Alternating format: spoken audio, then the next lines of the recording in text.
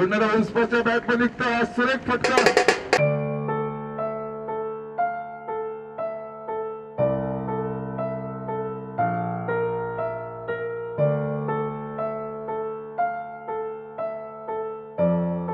तो कधी दुसऱ्या संघाकडे खेळला जात नाही आणि रिव्हर्सचा प्रयत्न उस्मान पटेलचा एक शानदार फटका जानदारपणे सीमारेषा पार. हा चेंडू उंचावर खेळला गेला आणि याच बरोबर पर्यंत उस्मान पटेलनं फटकवलेला आहे आणि यावेळेस उस्मान पटेल